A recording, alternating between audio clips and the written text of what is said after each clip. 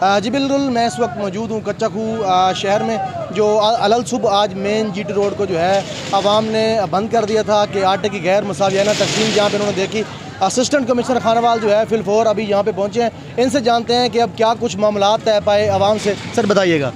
جی، یہاں پہ عوام نے ڈیمانڈ رکھی تھی ہمارے سامنے کہ جو آٹے کی تقسیم ہے وہ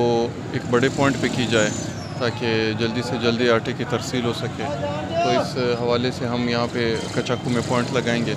جو جلد از جلد فنکشنل ہو جائے گا، اور ہمارے مذاکرات کامیاب ہو گئے ہیں اور راستہ کھل گیا ہے۔ تو سر لوگوں کا نا زیادہ تر جو شکایتیں آ رہی ہیں وہ یہ ہیں کہ یہاں پہ آٹا آ تو رہا ہے لیکن صحیح طریقے سے جا نہیں رہا، گوداموں میں پہنچ رہا ہے، من پسند لوگوں کو پہنچ رہا ہے، من چاہے لوگوں کو پہنچ رہا ہے۔ آپ کیا کہیں گے؟ اس میں مین مسئلہ جو آ رہا تھا وہ ہمارے یہ کیو مینجمنٹ اور اس کا کراؤڈ مینجمنٹ کا آ رہا تھا، تو اس وجہ سے وہ سپلائی میں تھوڑی رکاوٹ آئی تھی، ورنہ جو اسکین والا سسٹم تھا وہ ٹوٹلی ان پلیس ہے، ایپ کے تحت ہی سب کچھ ہو رہا ہے، اور جو ایلیجبل ہیں انہی کو مل رہا ہے۔ جو کیو مینجمنٹ ہے وہ ہم اپنا پوائنٹ لگا کے وہاں پہ کیو مینجمنٹ کریں گے، اور یہ ہم انشور کرائیں گے کہ جو تقسیم ہو رہا ہے وہ طریقے سے